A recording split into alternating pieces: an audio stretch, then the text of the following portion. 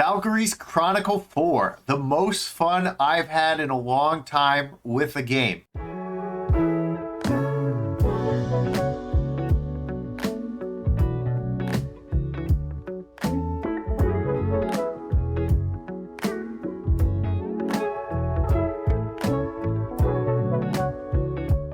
My name is Biggles, and this is my review for Valkyria Chronicles 4. I rate them based on their gameplay, then how much fun I have, then the characters, the story, and then the difficulty. Those are the 5 things I like to base games on when I review them. Going to start off with the gameplay. The gameplay is very, very frustrating.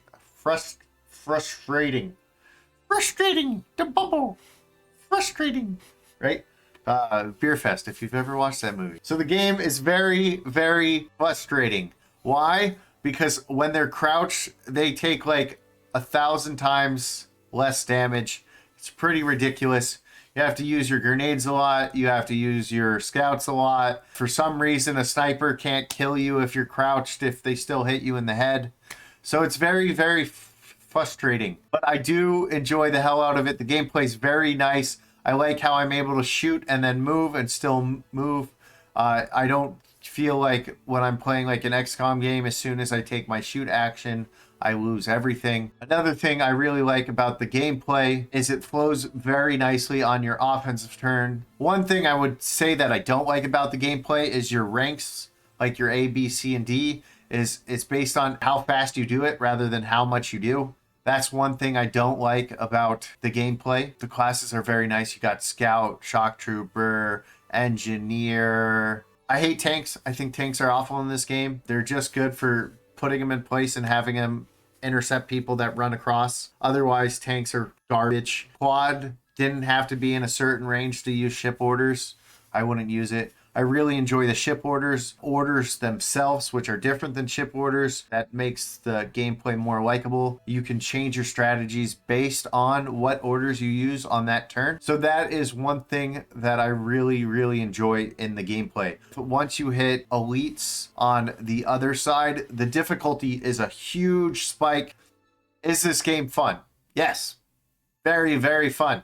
Maybe frustrating, but it is some of the most fun I've had playing a game in a long time. Off the charts. Super fun game. If you want to play a fun game, I recommend this one. Now, I'm going to have a little bonus at the end that also adds to this game. Let's jump into characters. As you can see on the screen, I have characters here. The characters are probably the best part of this game. You go to your headquarters and all this stuff, so you have a whole squad that you can look through. They all have bonuses and everything. You have so many people to go through, so many options. You can unlock so many people. They all have their own unique personalities. I think Crystal and Nirvana are like lesbian type. You have Rossetti, who is going to guess trans because in the profile it says it is a male character but has long hair, talks kind of feminine. Why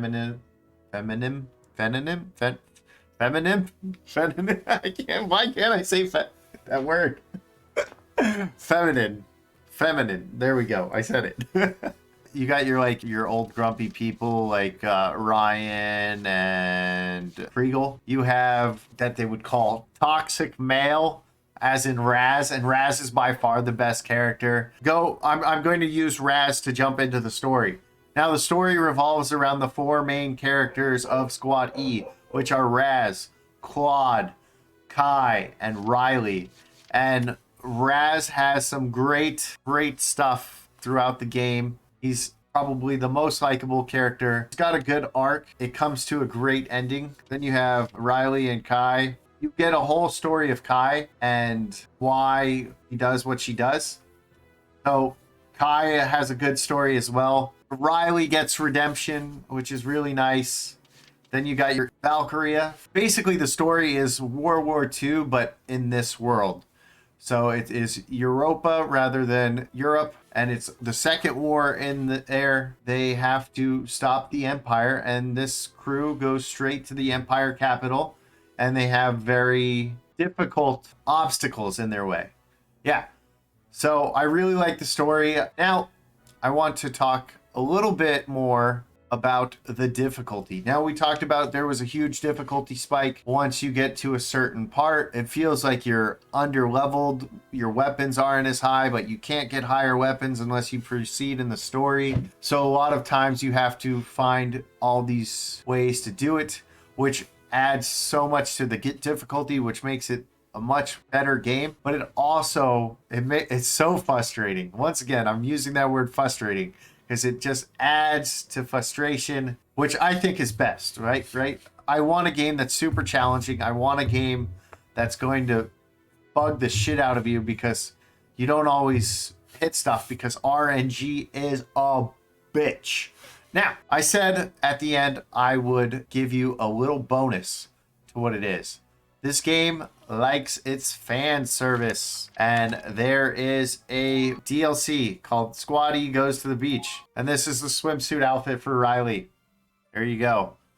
It likes its fan service. So, if you like a little fan service that can add to your gaming experience, go ahead and do Squad E Gets to the Beach right away. Do it first, and you'll get your fan servicey outfits. Let's go into my ratings. Now, I rate games like you were in school. You have A for excellent, B for above average, C for average, D for below average, and F as in failing.